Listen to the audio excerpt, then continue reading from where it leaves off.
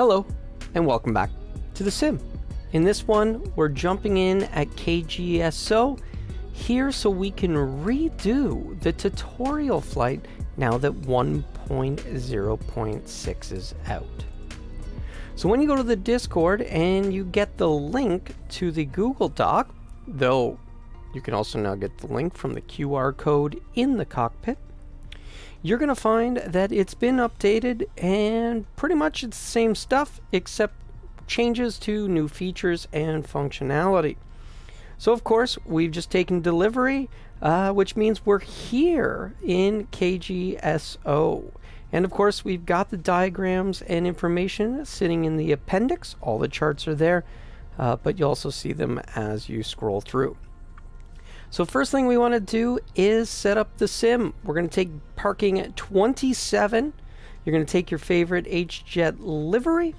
And then what you want to do is set up your weather.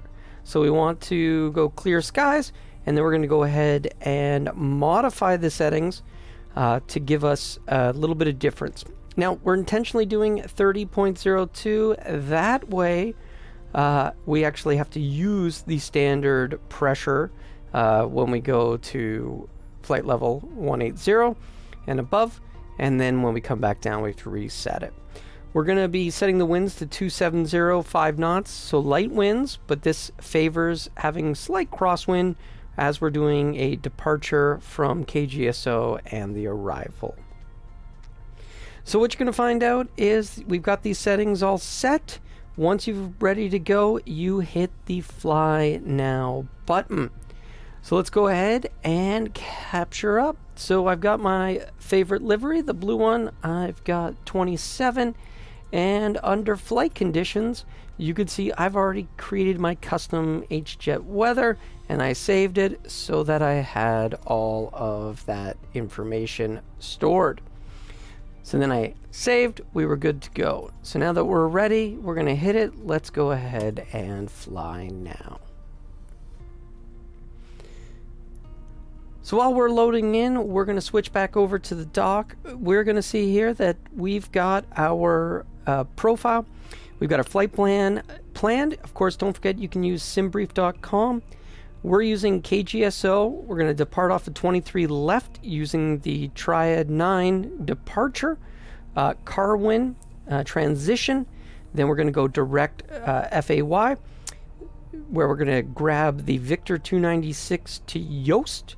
Then we're going to go direct KILM, which we're going to be planning to then do the ILS. So this should work out great. So as you can see, we're going to be taking off runway 23 left, which is a 234 heading. And then we're going to make the turn, and we're going to join the departure to Carwin. All right, so let's go ahead and enter the cockpit. So before we do that, we're going to quickly cover the document again. So entering the entering the cockpit, there's a philosophy for the HJet, and basically it's very similar. Simplicity and the automation, meaning it actually does most of the stuff under the hood for us. So the first thing we need to do is get the power on. So we're going to need the power on, and then as the systems come up, we'll be able to enable or activate the MFD, and once we do that, we'll be able to move on. Now, this is going to give you the breakdown of each of the instruments and where you find them, which is very helpful for the rest of the document when it starts talking about specific items.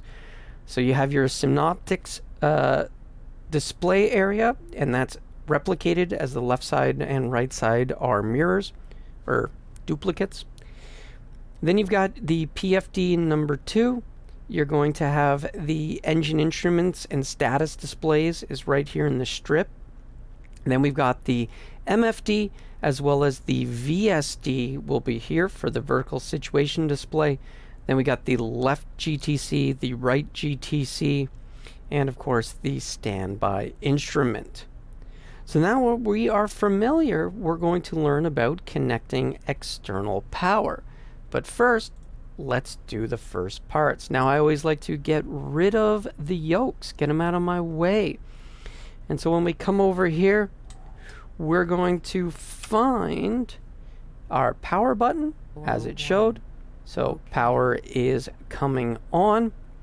And you're going to notice that things are left the way I left them, which aren't necessarily always correct.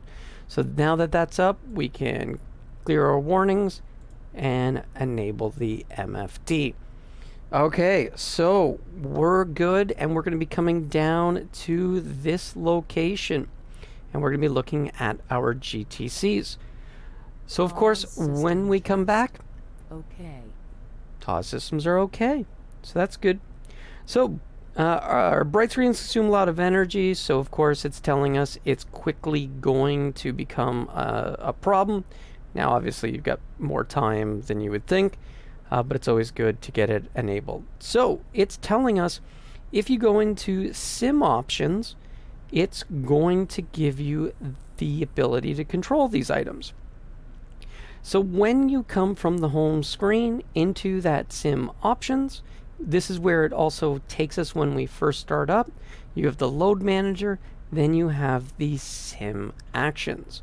So this is where you can have your doors open, your static elements, the cabin window shades, the all new 3D packs to show them, and of course ground power is enabled.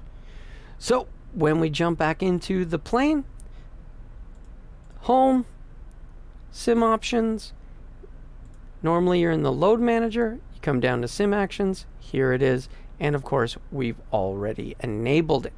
And with that, you'll notice you've got the external power is now available.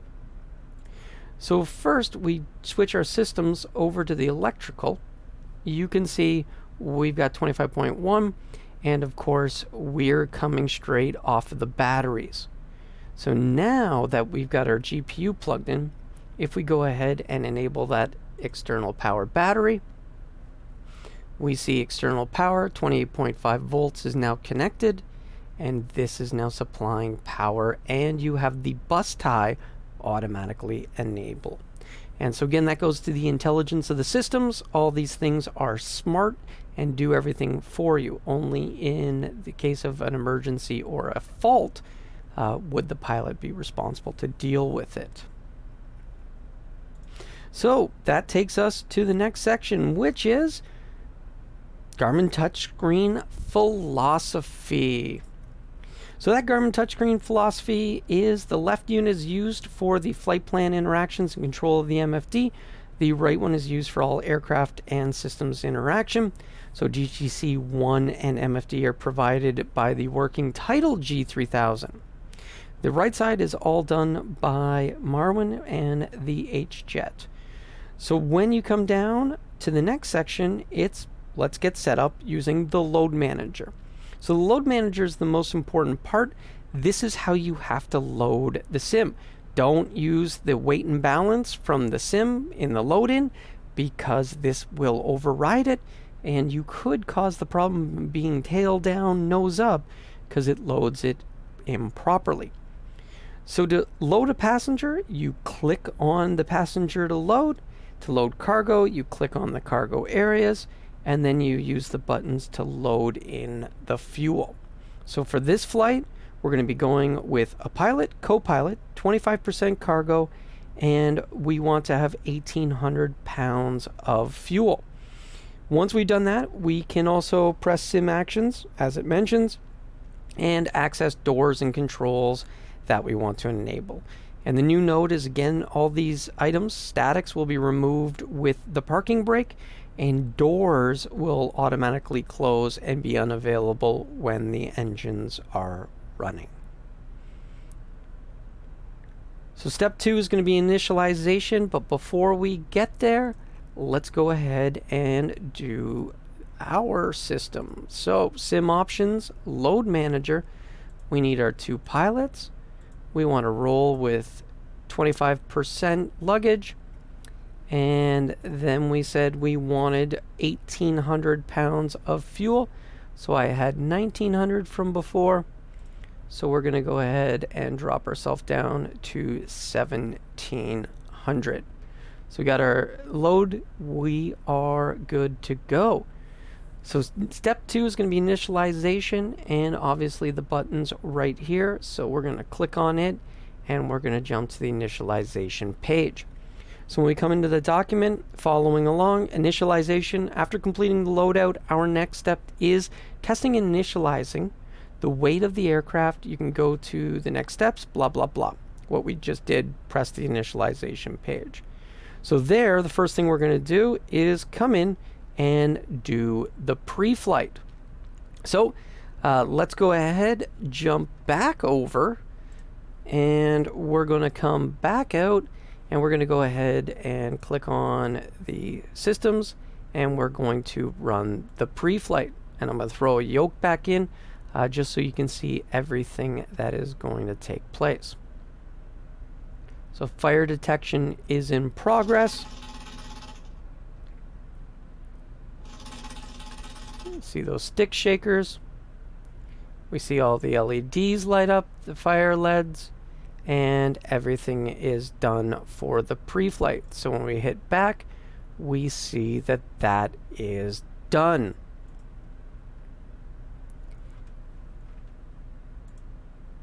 So jumping back into the document, now that's done, we're going to go ahead and click the back like we did, and now we want to head into the weight fuel initialization for the loads, and we follow the steps for operating weight, payload, fuel, and then takeoff and the estimated fuel and how that works.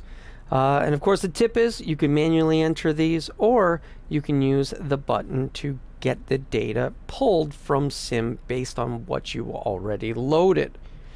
So let's go ahead and start doing that. So we're going to jump into the weight and fuel. Operating weight, so we've got crew and stores. So again, we can just hit the get from sim and it loads in the crew and the stores. We can go to the payload and we can go ahead and get from sim, and it knows that there's 0 passengers and it's got the 125 pounds of cargo. We go to our fuel, we could enter it, but again we can hit the get from sim. And takeoff takes your 0 fuel weight, it adds your FOB, it gives you your ramp weight. Taxi fuel is approximated of 100 pounds will be used, so it'll give us a takeoff weight of 92.48. So now that we're done, we can go ahead and hit that next, like it told us in the document. So this will automatically bring us to the V speeds. So when we look at the document, we come through, it brings us to the V speeds, and the same thing. You could manually enter these, which means you have to go into the lookup tables. So again, the AFM and POH are linked in the Discord, so you can get links to actual POHs and AFMs that you can then download yourself. Again, they can't be included. These are a location on the internet that can be pointed to, but these documents cannot be supplied. So now that we know we need to get our V speeds, then once we're ready, we'll move to the flight plan entry. So we're going to get from sim, it does the calculations for us, and we're going to go ahead and turn on our V1, VR, and V2. And again, V2 of 121 plus 10 is 131, so we know when we use the 140 that we talk about later, we're perfectly fine. It's more than enough headroom for V2 plus 10. So now that we're done there, we can go ahead and jump back home inside of our right GTC. Now, you can go into the aircraft systems, go under systems control.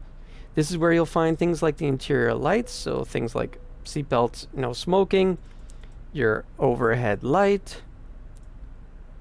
You can also go into lighting control, and you can set your screen brightness there as well. If you want to adjust the thermostats, well, you've got those. But I just leave everything on normal. Exterior lighting uses the normal premise.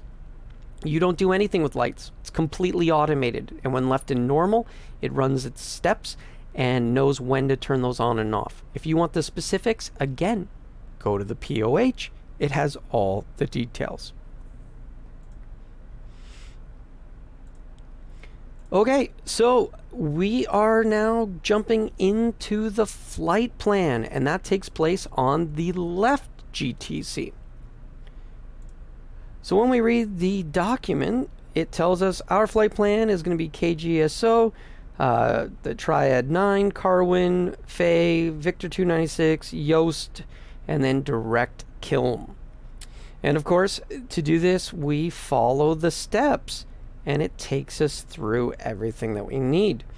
And you can also preview these things on charts, and there's a lot of information. Then when we get to entering FAY, we're going to load an airway, and then we're going to exit at YOAST, and then we get to preparing the automation. So let's go ahead and jump back into the sim so that we can follow those steps. So we go to the flight plan, we add our origin, KGSO, and then we're going to add our destination. And so our destination is KILM. And then normally what we do is we jump right into the departure. So we're going to go to the procedure. We're going to go to the departure. We're going to be doing the Triad 9 off of runway 23 left. And we want the transition of Carwin. Now, of course, you can preview this on the map. So show it on the map. And if you have your charts enabled, you can preview it on the charts. As you see here, I don't currently have the Navigraph charts linked, so I can't do that currently. So now that we know we want to take this, we're going to undo the preview, and we're going to go ahead and load those elements into our flight plan. Now, if I had an arrival, I would be coming in and choosing the arrival now, just because it will usually reduce by 1 or 2 waypoint entries because they can link up. And sometimes they link up right from the get-go on short flights. We'll do the approach later on as per how the document has been laid out. So for now, what we need to do is come in and we need to add our en route waypoint, and that's going to be FAY. And so since it's Carwin star, that's going to automatically link or make those directs. So FAY, we're going to go ahead and hit enter. It adds it. And now that we have this, we can click on it. The side tray loads in. We're going to load an airway. It brings us in. We go to airway, Victor 296. We click on exit. It loads in our exits. We look for YOAST. And then we go ahead and load the airway. Now what you're going to notice is YOAST, and yes, you can collapse it or you can expand the airway if you want to see all of the waypoints. So there you go. We are caught up with our flight plan and everything is in. So let's head back over to the document. So we're going to be departure. We're going to simulate a KGSO. We're going to get that we had a clearance delivery issuing us IFAR clearance and unrestricted climb all the way to 31,000. So flight level 310.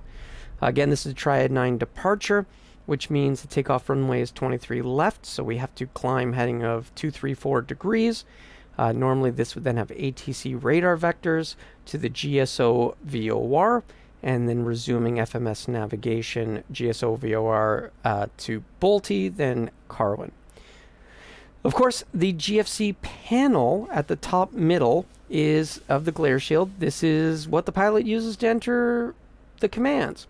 So let's go ahead and we're going to jump into the sim and get this data entered. So with the heading select knob, so that's this guy here, we're going to go ahead and get ourselves to 234 on the heading. So if I click on it, That will sync the heading, so that at least gets me to 266. And then I can go ahead and get to 234. Using my scroll wheel, there we are, 234. Now that we've done that, the next one is altitude select knob. So we want to take our altitude select knob, and we're going to go ahead and dial that up all the way to 31,000.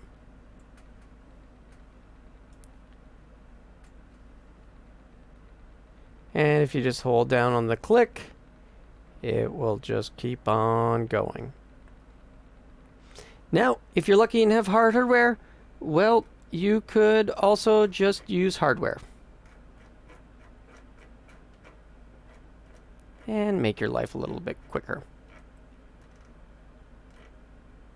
So 31,000 is entered. And then with the speed knob, we want to make sure that the blue bug is a V2 plus 10, but 140 is a comfortable setting, and that is beyond the 131. So V2 plus 10 would be 131, so 140 is good. And of course, you want to go ahead and get your flight director on.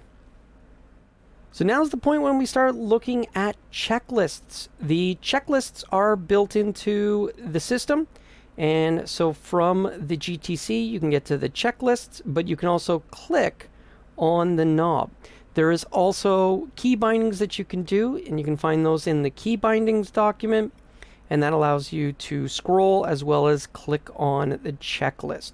There's also now a checklist reset button, so you can also reset items in the checklist. So the most important thing about the checklists, you can follow along here where it walks you through the before engine starting, where you can find all of the steps in the checklist, and it shows you where to look for all those steps. Then after doing that, we go to the start engines checklist, and we're just going to follow those along. And so with the checklist, you've got doors, CAS messages, electric volts. You can go ahead to all the different systems pages and you can see those. By the way, if you hold down the checklist button, so for checking things off, it will take you out of the checklist and back to the synoptics page that you were last on. If you click it again, it will jump back to the checklist and where you were within the checklist. So as I said, we're going to go ahead and hit the button, which would be on the yoke. So this guy right here, but I do have my own buttons mapped. So first thing, battery is on. We did that oxygen check on. So that pushes in, it's on, we're all normal, set to normal. Pressurization, that is set to normal. Electrical on and normal, so on and normal. ELT is normal. Nose wheel steering is normal. Landing gear is down. Alternate gear handle release is stowed. And our parking brake is set. So we're set over here. Flaps. Flaps are up. Thrust levers are in the cutoff positions. And there is this new little click spot, so you can click below. Speed brake, it is retracted. Ice protection, so we come down here and we see all of our ice protection in the norm and off positions. Fuel panel is norm. Trim panel is checked and set to norm, so those are all checked, norm, everything is set. Windshield heat panel, norm. Pneumatic panel, that's norm. And then we've got the engine bleeds, those are also norm. So looking up to the glare shield panel, everything looks dark. Chime is dark, so it's not muting any callouts. And our avionics initialization is complete. So that would have been everything we ran through and checked that last button. So starting the engines, passenger briefing, we don't have any, so we're good. Rudder pedals are adjusted and set. Seats and seatbelts are adjusted and secure. Doors are all closed. And of course, we can hold that button down, jump back to status. We can see that all the doors are closed, just our external power. So parking brake is set. CAS messages we will review. And as you can see, these are the standard messages that would make sense considering we are currently shut down. So electrical volts, so those should be at least 23.5, and we can see we're at 25.4. So if we wanted to, we could go into our sim options at this point and go ahead and disconnect our ground power unit, and then we are able to jump back in. Vols are checked, so go ahead and you press the start button, and then you crack a throttle. So we're looking here, you got about 22 seconds from when it starts, or when you initiate the start, to the start being complete. So watching the ITT into our oil and our fuel flow. So it usually goes up, and then once the ITT settles,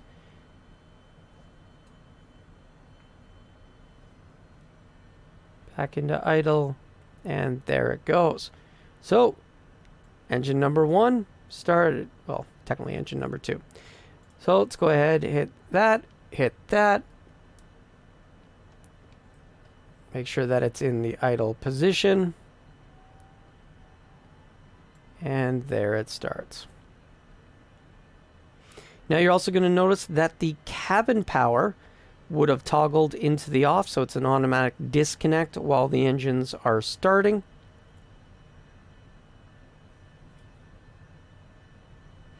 And as you can see here, you could disconnect the external power later if you want.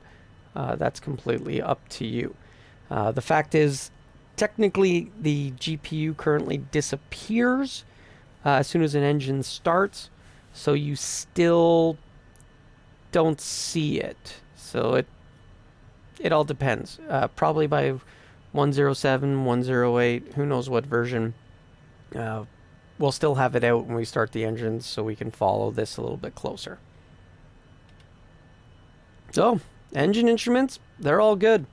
Engine anti-ice, we don't require it. External power is disconnected. And flight controls are free and correct. And of course, if you look at the hydraulics, our hydraulics are all in there. Ice protection, those are enabled as needed. Our fuel panel looks good. Our electrics are now done, and you can see the cabin power is disconnected, so we can open that up and reconnect the cabin power, and so we are looking good.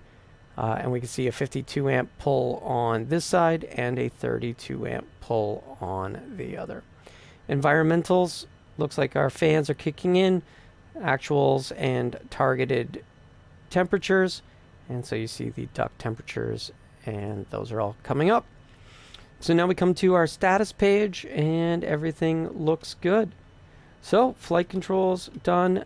Before taxi, wing anti-ice as required, we won't need it. Transponder code. So for a transponder code, we're going to come down here, we're going to grab our transponder code 4567, just because I use it a lot. And we want to make sure to go into TA. So TA only does mean traffic advisory. It has no resolution advisory as well. But of course, it is always altitude reporting, so you don't have to worry about that one. So now that we've got our transponder code, our flight ID, normally that would be another thing inside of the real unit. They don't have the ability to put in the flight ID. You put that in the main menu, I guess. So we've got that in. We've got our flight plan is entered, so you could enter it now if you preferred to do it after engine start. I follow the guide and do it beforehand. Saves fuel. Navigation source, make sure this is set to FMS because we're going to be tracking the FMS after heading, so might as well save one step. And altimeters, we need to set our altimeters to 3002. Come up here and let's get to 3002. So there we go. We've got our 2 set. Flaps, set those for takeoff. So we go ahead and drop those 1 notch into the takeoff position. And then of course we do make sure that the speed brake is up. Cabin signs as required. So that was where we went into system controls, interior lights, and of course we set those on. Parking brake, we can go ahead and release that now that we're ready to go. So taxi, we're going to do a brake check, nose wheel steering check, and then flight instruments, we're going to do a check on those. So let's go ahead and start our taxi.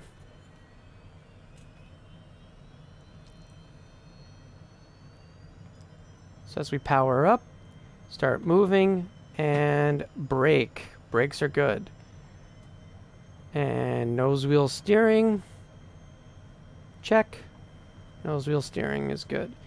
Flight instruments, turning to the left, turning to the left, turning to the right, turning to the right. Ball goes to the left, and ball goes to the right. Okay. We are good. So since we're taking off of runway 23 left, we're going to go ahead and head in that direction. So we're coming out and making that left-hand turn. So real quick while we're here, we followed the steps for starting an engine. We had the throttles, the positions. We followed the before taxi. We entered the information as we showed it. We changed our nav source. We set up our altimeters. We set up our flaps. And then we started our taxi. And of course, we were coming out here to runway 23 left. Lighting. So we covered the lighting and how the philosophy works. And of course, all of those things are going to automatically take place. So you can view those in your Synoptics page. Before takeoff, so when we're holding short of 23 left, we will come back. And just like that, we are pulling up to enter the runway.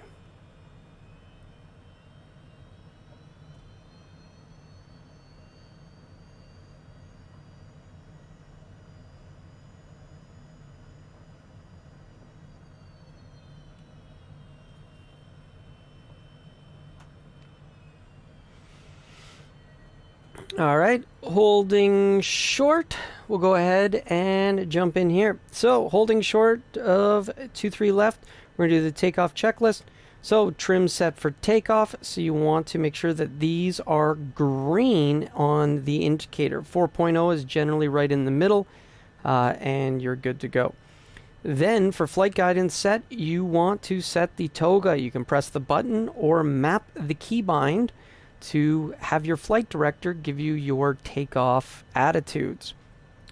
Then what we want to do is ice protection. We're going to verify that those are off. Radar, if required. Our weather is beautiful today, so we will not be bringing up the radar page. So with that, then we're going to go into a takeoff. So we're going to push the toe brakes in, throttles takeoff detent. We're going to make sure that we're making maximum takeoff thrust. We're going to release the brakes and do the engine parameter acceleration run past V1 and start our rotation at 113. Tap the brakes, get the gear up, no less than 130. So after 130, we'll retract the flaps, confirm the gear is up and retracted, and then we're going to pull the thrust levers back to MCT, and then we engage the autopilot. And then in the climb, we climb with 210 to the switchover of Mach 0.57 and make sure that we go to standard Baro at 2992. So that's pretty straightforward, but we will come back to the climb. For now, let's go ahead and get moving. That brightness from outside really is annoying.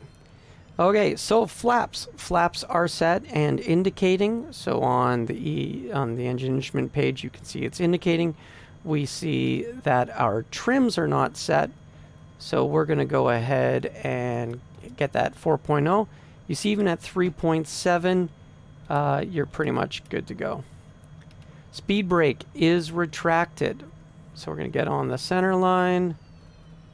And we're going to stop right here. A little heavy on the brakes, but oh well. Speed brake, cast messages, there are none to review. Navigation is set, flight guidance. This is where we hit the toga button, so you can press it right here. And if you don't have it, that's okay. You can map it to a keyboard button. Toll data, so that's checked and confirmed. Takeoff landing data, takeoff briefing is complete, radar is required, ice protection is required. So again, landing gear up after takeoff. We know what we need to do. So we're going to go ahead, hold the brakes, bring up the power. It's stable. Push it all the way to takeoff. Release the brakes. Maybe we should have made the brightness of our screens a little bit higher.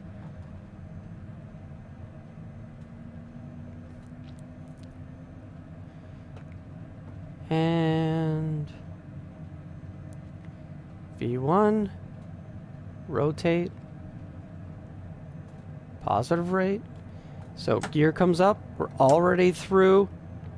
That's how fast it happens. Drop in MCT, gears up, and flaps are up.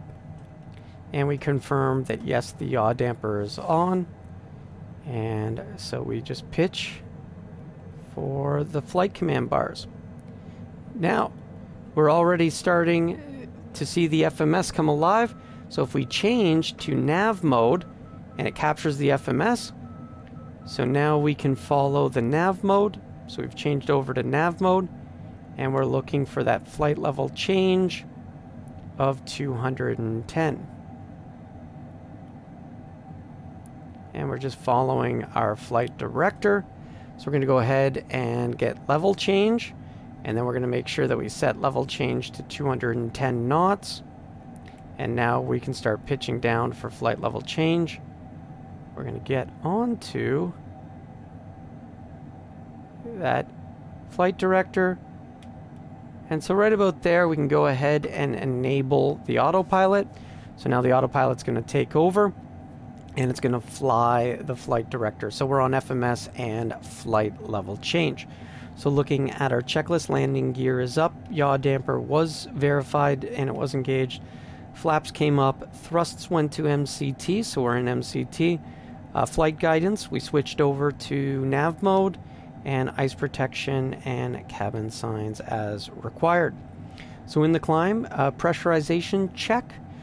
So what that's referring to is over here, your cabin pressurization. So we can check the altitude of the cabin altitude. So it's rising, the PSI of the pressurization system, and the rate in feet per minute. So all this is looking good. And our destination landing field elevation has already been populated. So there you go. So far, so good. So now that we're in the climb, of course, we could come down to our passenger signs, and we could go ahead and get those out. Nobody's here anyway.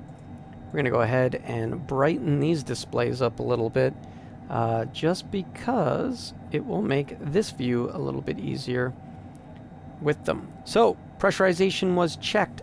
Altimeters, so as we cross 18,000, flight level 180, we're going to go ahead and change those as well.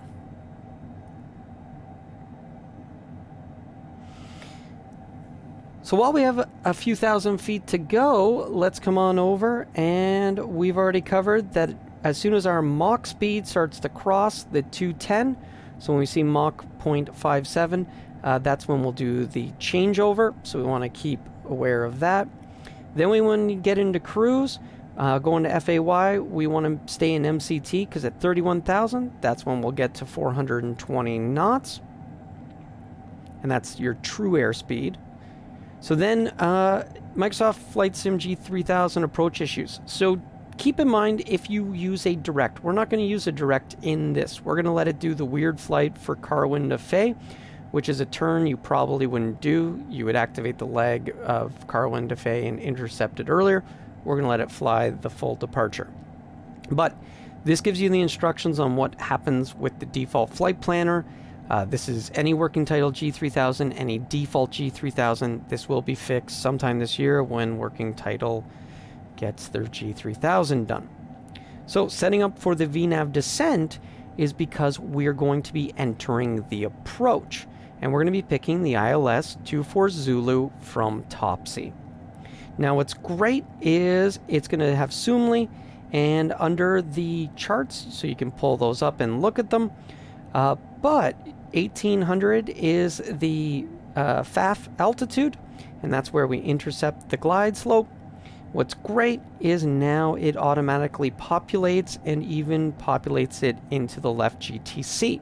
So we're going to want to look at that and verify that it's there, and then we'll be ready for the VNAV profile when we get to it. So as we switch back just in time as we're coming up, you see our Mach has switched over, so it was showing just true airspeed. Now it is showing us the Mach as the Mach is coming up.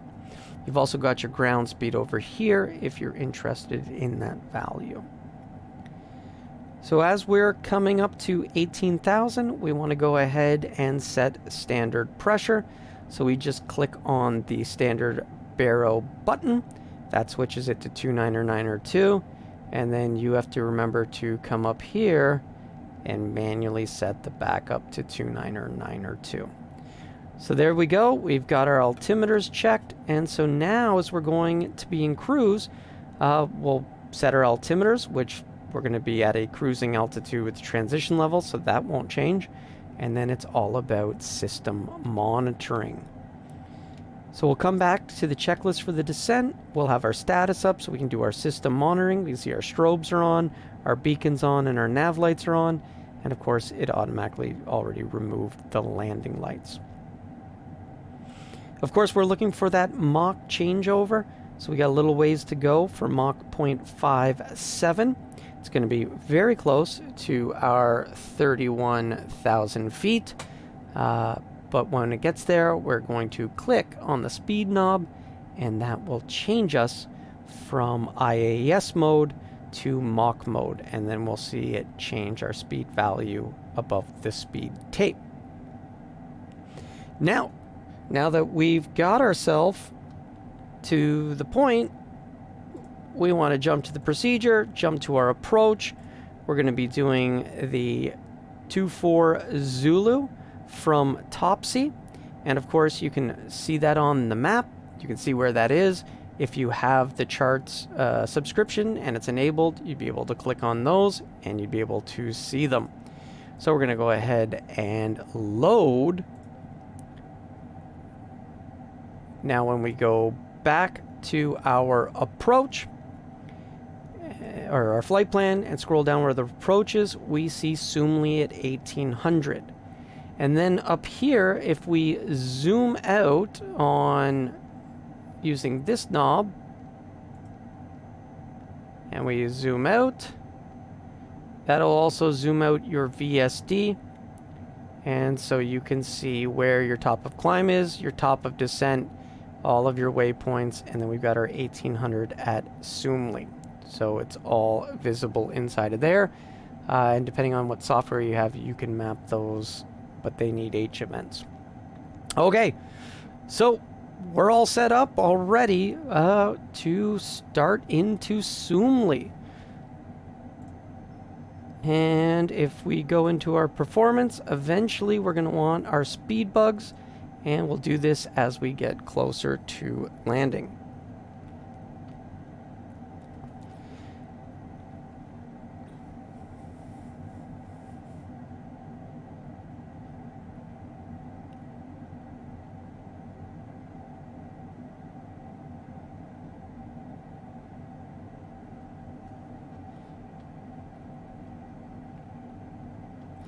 You can see that half bank has clicked in because we've reached the altitude for half bank.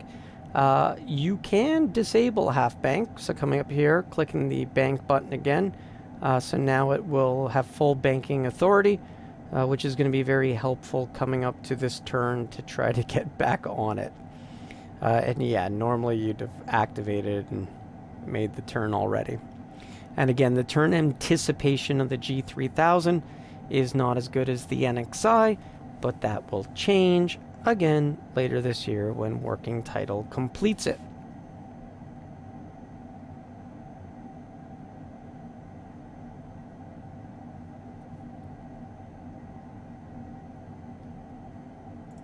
So switching back over, we're just quickly, when we get to the top of descent, as we approach it, we're going to want to also load our landing V speeds, so we will want to make sure to get those in. And when we're outside of the top of descent, we can enable and arm VNAV. Now you can do this 1 minute. You could actually do this at any point, and it will hold altitude at your altitude until it's time to start the VNAV descent. And depending where you are, if you're using CSC mode, it will also still allow CSC to stay armed.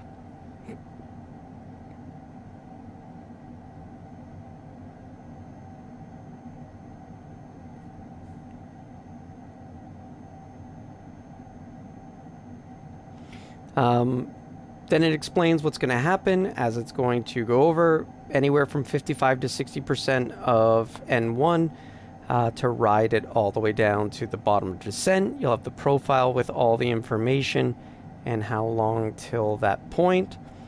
And then we'll catch back up as we are approaching Soomli. So let's go ahead and jump in as we're at Mach 0.56. And so we're getting ready to go ahead and click on the speed knob as we approach Mach 0.57.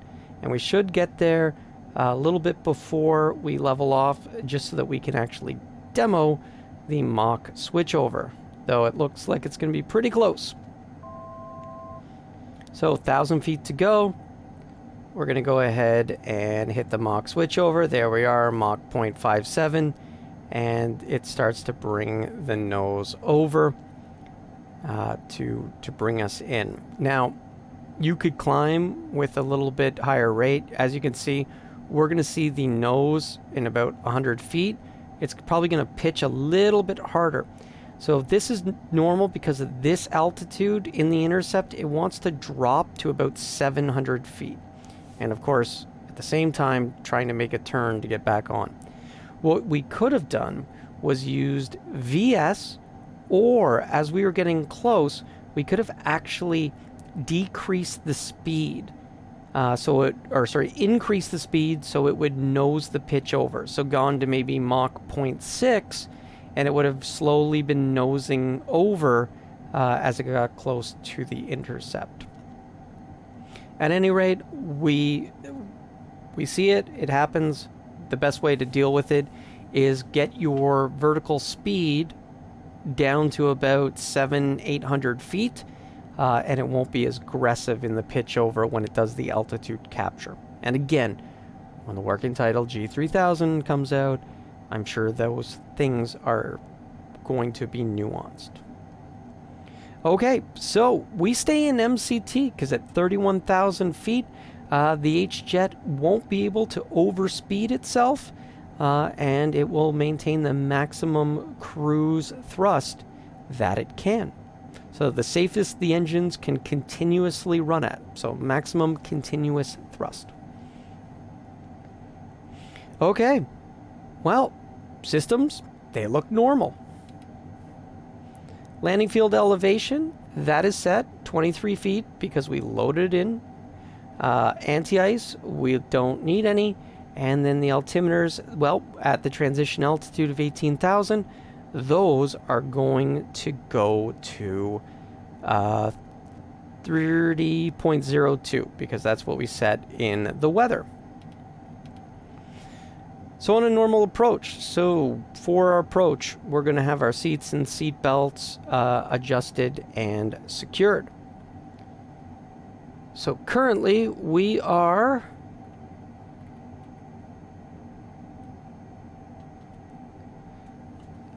seven minutes to our top of descent, but that is rapidly coming down as, of course, our speed is increasing.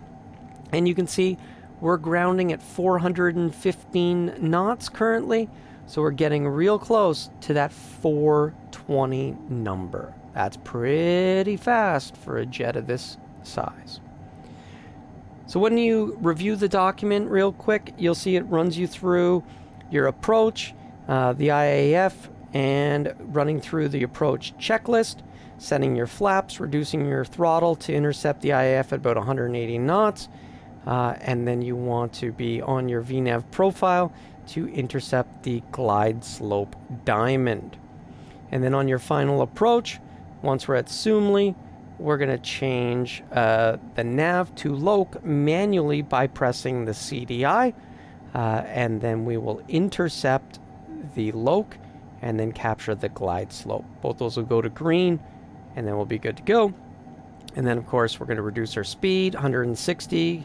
After we get below 160, we can drop the flaps to the landing position, and then we're going to manage our throttles down to our landing speeds, so our VREFs. So all that information is there. We've also got minimums. Minimums are going to be 230 feet MSL or 200 feet AGL.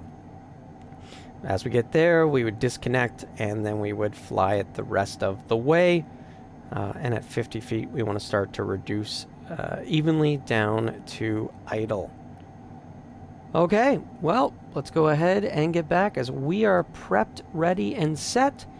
We're 5 minutes out, but I'm going to show you that you can still arm the VNAV. So VNAV is armed, altitude, but we have to dial down our selector.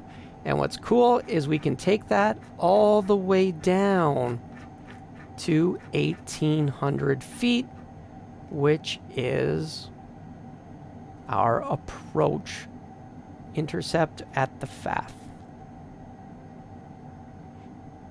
So approach, seatbelts and signs adjusted and secure.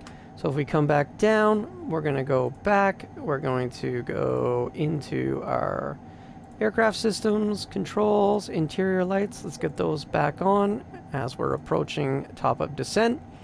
The rest of the stuff we don't have to touch. And then, of course, we're ready for our speed bugs. And we're going to go ahead and get our current weight. And we're going to get those all on. So those are all set up. We're good to go. We're going to go into our utilities. We're going to come in. We're going to grab our Baro. We're going to put in our 230 feet. So we've got our 230 feet set. And of course, if you wanted to have a timer, like from the beginning of the flight, you could have set the timer and had that running. But that is where the timer is. Cool. So coming back up here, passenger briefing is complete. Cabin signs, are good. Avionics are set. We've got our approach loaded, and we're currently ready to go. Now, what I should have been doing all along on these turns, you see where my heading bug is, I should have been bugging up. So constantly sinking the bug in the direction that we're flying. So there we are in a nice setup. So we're going to follow the FMS and still an altitude hold. And the VNAV is armed and ready. Landing data set and confirmed. We've done that. And then our CAS messages, everything is clean. Approach briefing is complete. Well, I mean, not completely. Yikes.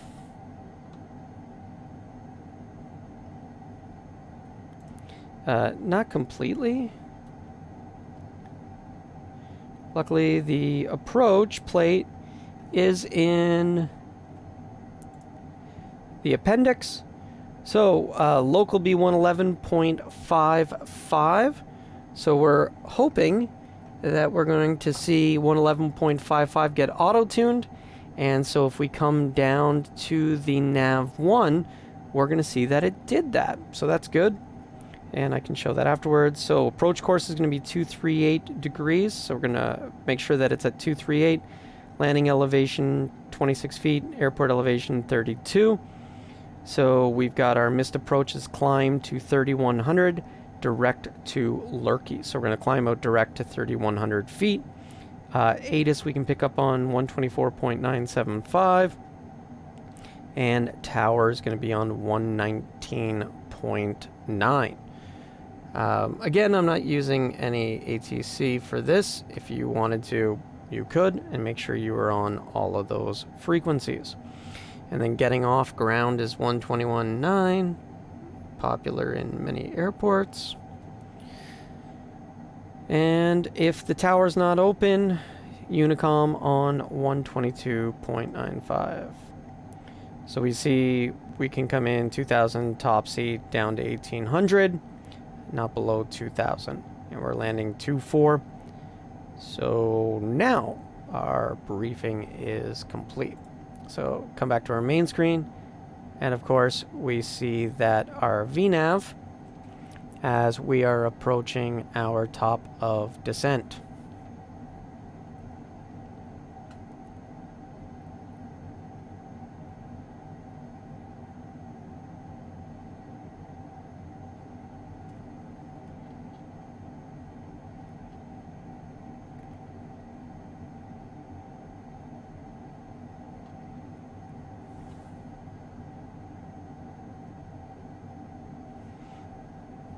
Now this is weird that this is below us.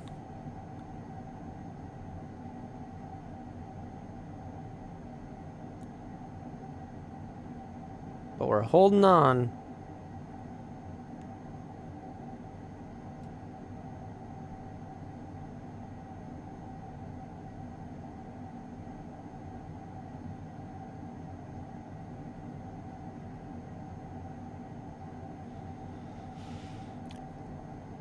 As we said, approach briefing is complete, and flaps will go to takeoff approach, so we'll hold on that.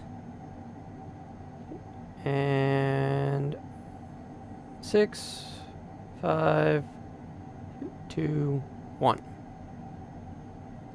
And there we go. And down we start. And there's that little bit of a bobble that others have talked about. And now, of course, we want to start slowing our speed up a little bit. We just don't want to, we can ride the barber pole, but we don't want to get over speeding ourselves.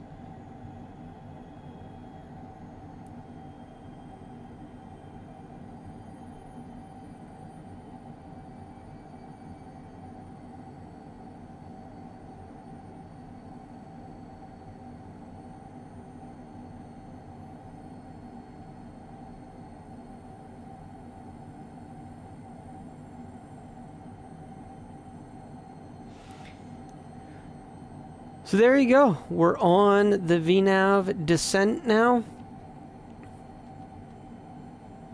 And when we open up our MFD, we see we're going to descend all the way down to YOAST. And then we're going to start our approach to Soomley.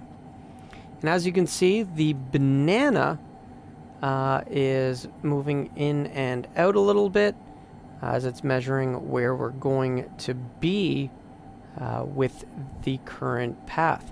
However, that's in a straight line, and so since we're going to turn and then we're going to turn again, this is actually dynamic based on our current speed and our current descent rate.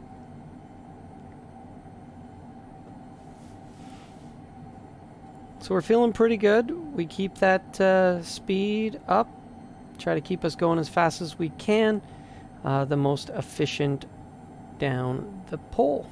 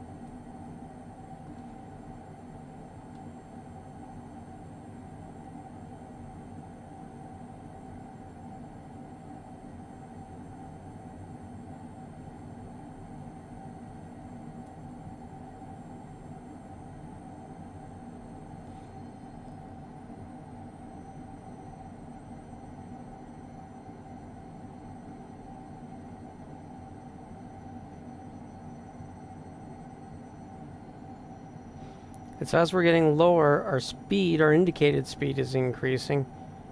So we're just pulling back that power to keep us just below the barber pole.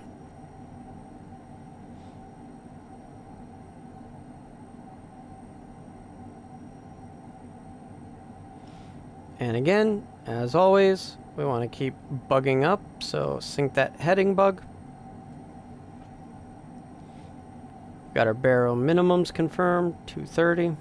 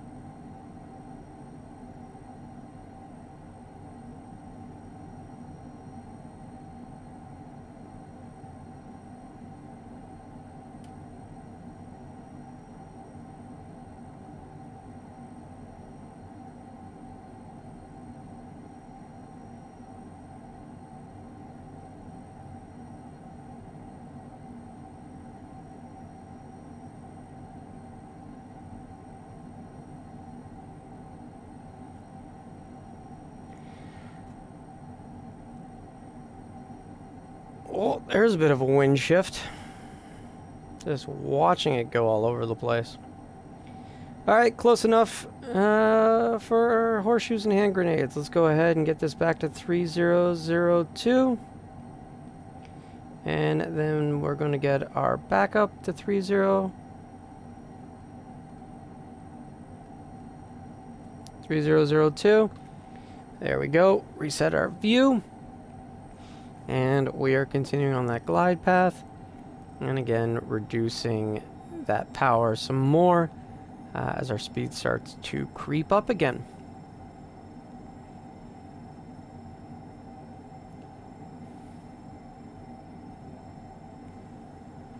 Well, we got a little ways to go still. It's all on autopilot. We've got quite the turn coming up in a moment. So, one last time, final approach. Once we're at Soomli, got to remember to change the nav source. Yep, on the CDI.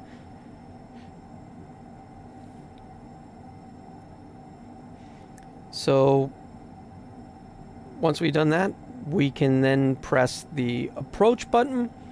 One could argue you could do approach before then, but it's all good. We're going to change the CDI, then press approach, then do the swap. Not a big deal. Once glide slope is captured and extended, landing gear. So when we hit approach, we should have glide slope and LOC being available to us. And then we're going to start reducing our speeds at 160, getting out the full landing position. When we intercept the glide slope diamond, usually one dot above, I'll drop the gear. And then we will complete the before landing checklist. Make sure we're checked off. And again, minimums 230. Click the button and we're good to go. Okay, so as we start the turn, and you can see this is the point when it automatically adds that user waypoint. And then we get user to Soomli as it starts the approach. Now, because we never used a direct to or an activate leg, this did not kick off the turn back bug, and it has not yet kicked off any of the other bugs where it jumps all the way to the FAF. But this is why we say as we do this, constantly hit that sync button and get your heading bug synced. So if you had to, you drop into heading mode, you'd come down and you'd click on Zoomly and you'd activate the leg again. It would reactivate the leg, and then you could arm nav, and it would then switch back to nav once it intercepted the leg. So luckily, we don't have to do that because in this case, we never used a direct to or an activate a leg during our flight. All right, so obviously it's 250 to 10.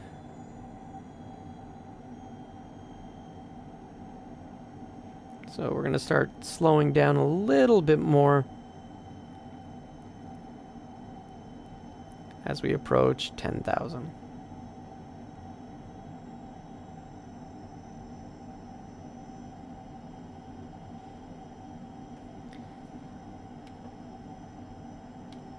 So currently our recognition light is on, strobe is on, beacon is on, nav is on, landing lights will go on when, I believe it's the gear goes down.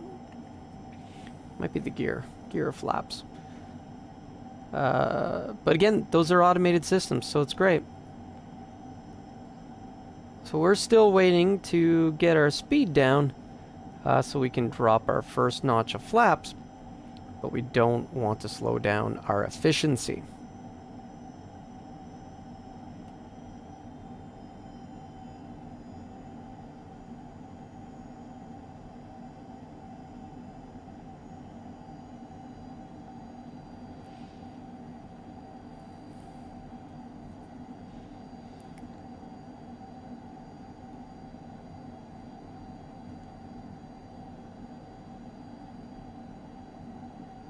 Looks good out.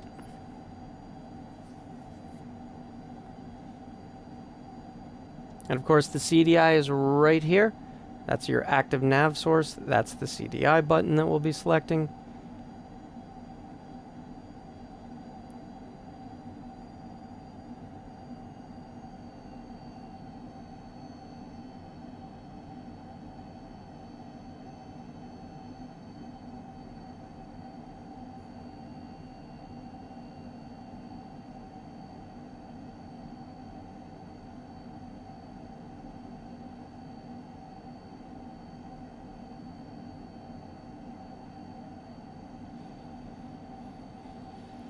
There really isn't much to do in the HJet because all the systems are automated.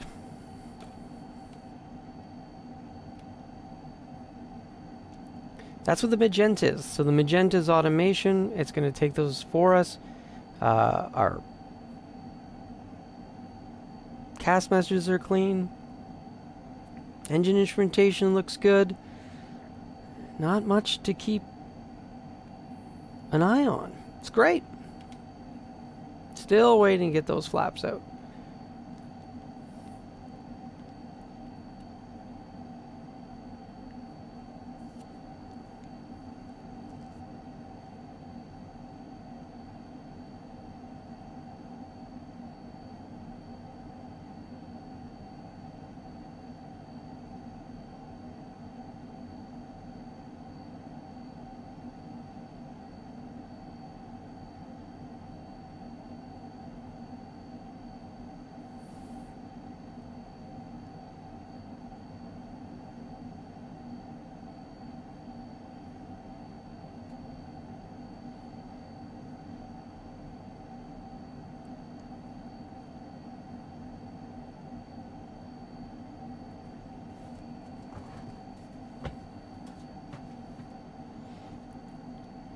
And come on.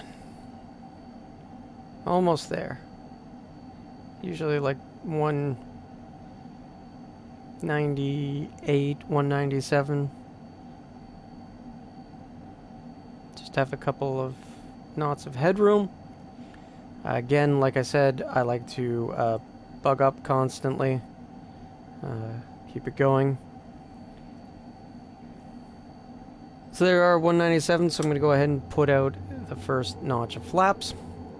That'll throw out the drag. It's actually going to end up reducing our speed some. We're going to add a little bit of power.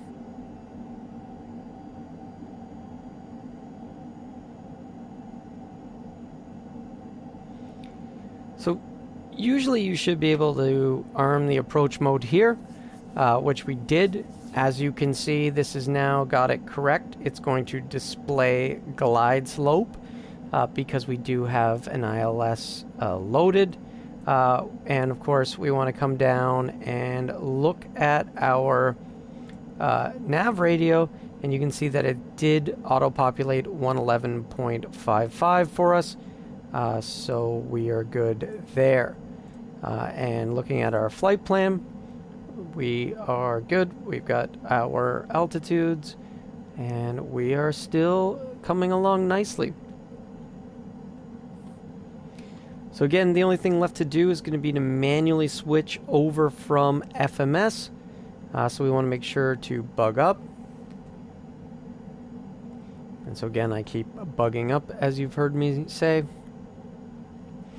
So flaps, we got those out. So landing gear, we'll get that down as we get closer. Speed brake is retracted. Flaps will go to landing airspeed. We're going to try to get down to VREF.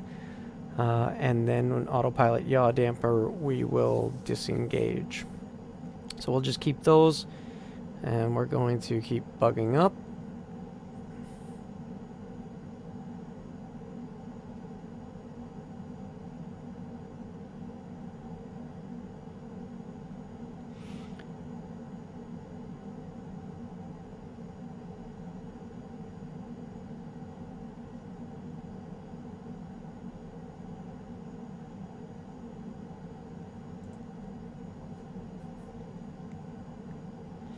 And we can see the ghost diamond below us. So that is the glide slope ghost diamond.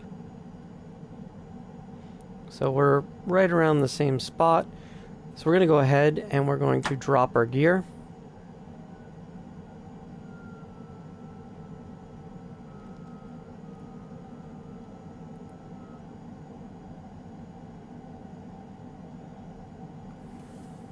And starting to get our speed down. So gears down, speed brake is retracted. Flaps, we will get them momentarily. And at this point, we are on the way in. So we should be able to switch over to LOC. And as always, we're going to bug up just to make sure.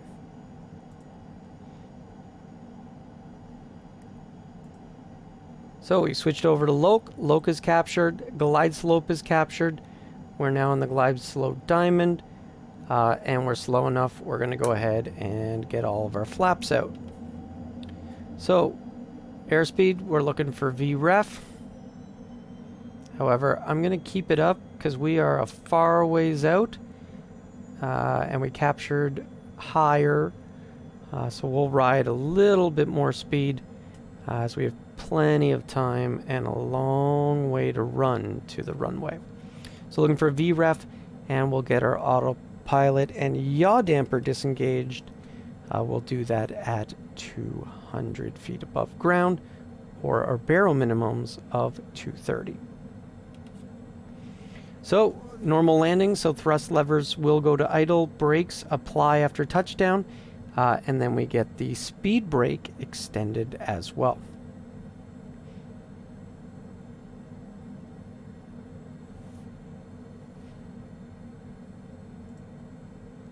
And since we have a little ways to go, let's go ahead and review. After we land, we're going to taxi to the ramp. We're going to cross the hold short line. We're going to get our cabin signs, engine ice, speed brake and spoilers, flaps, trims. We're going to get through that. Switch over to 121.9 and then get our taxi to parking. And then we're going to follow the charts and instructions on the parking ramp and prepare for that. So once we get there, we will move to the shutdown. So as you can see, we got to the 1,000 feet before our FAF, our altitude pre-select. At this point, we're on the glide slope, so we can actually go ahead and dial that up to 3,100, which is our go-around altitude. And of course, we're going to go ahead and just bug up again to have that 239 for the climb out. So we've got our course of 238. It's already loaded in, so life is good. We're descending. When we're choosing to keep our speed up a little bit, we'll drop to VREF inside of a short 2-mile final pretty easy.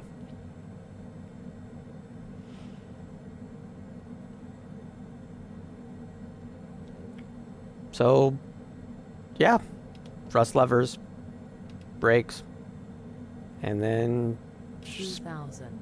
Speed brake it out. And that was the 2,000 foot call out, which are new. All right, so up next is going to be the after landing checklist. There's our outer marker. So we're at the outer marker, which means we're over the FAF, which is Soomley. That checks. We crossed 1,800 feet. So all those things are checking out.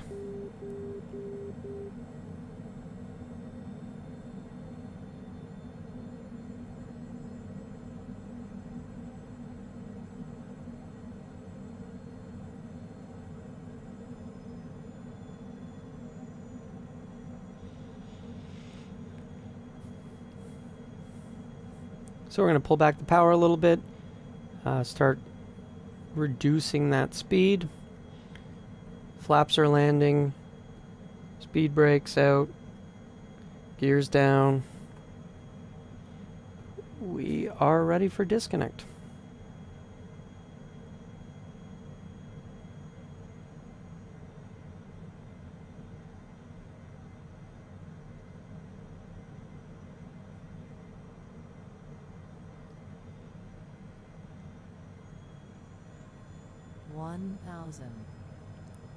Thousand feet.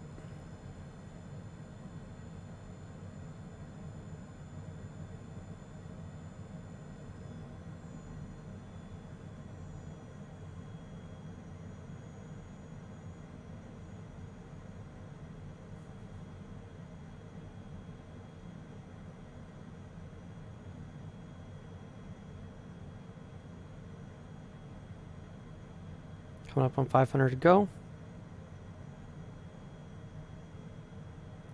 500 in minimums.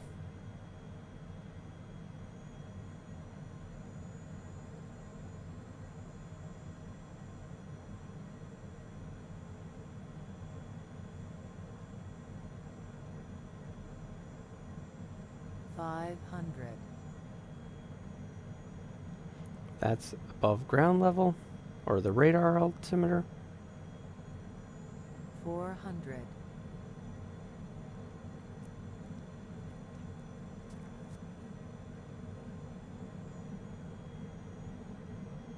300.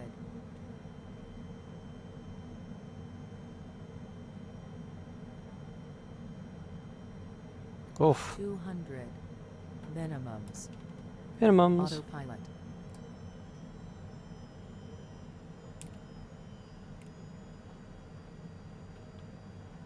100. 50. 40. 30. 20. 10. 5. And let that nose get down. Dump the speed brakes. And start applying the brakes. Okay.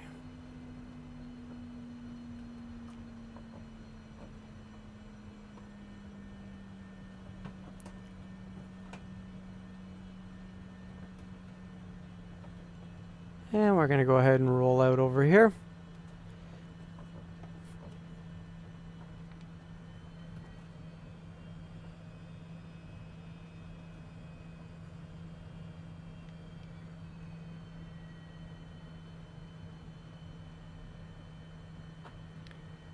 And we're going to get across the whole short line. And we are going to come to a stop. We're going to jump in and cabin signs as required, so they're fine right now.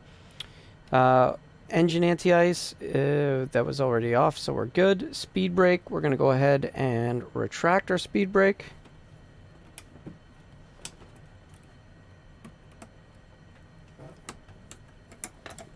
So, speed brake is retracted.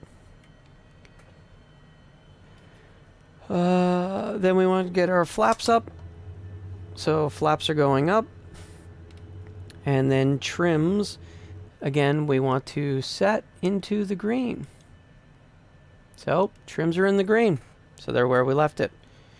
Okay. So now we'd switch over to 121.9. And now we're on 121.9. We go ahead, call up for taxi. We're going to be taxiing over to that building over there. So we're ready for our next, which is our shutdown checklist. So let's go ahead and move over to our location.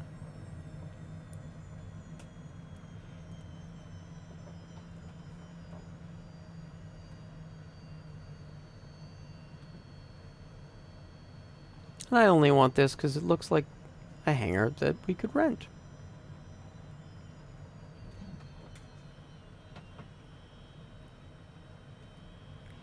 Okay, I'm here. Parking brake goes on. So, parking brake is set. Wheel chocks, we don't have anything for those yet. Engine anti-ice, those are off. External power as desired. So absolutely, we're going to come into the sim options and we're going to get our external power on. And then thrust levers are going to go into the cutoff position. So down here, you just come down and click and click. So it puts those into that position. Now that our ground power is available, we can go ahead and get it on. And then we can come in and we can get our belts and signs off. That's correct. And then oxygen supply, we want to pull that. Parking brake, we can release. But of course, first what we want to do is we want to get all of our doors, all of our cargo, and all of our people removed so that we have offloaded so that the persistence will match when we come back. Don't forget the manual QR code. So now that we've got all of that, well, I'd say we made it. We're now here on the ground at KILM, and we made a successful tutorial flight. I'd say spinning around the HJet, she looks good, and she's going to be right where we left her when we come back next time. All right, thanks for sticking this one through. Please hit that like button, subscribe if you haven't, and come along on the next one. As always, thanks for watching. Have a great day.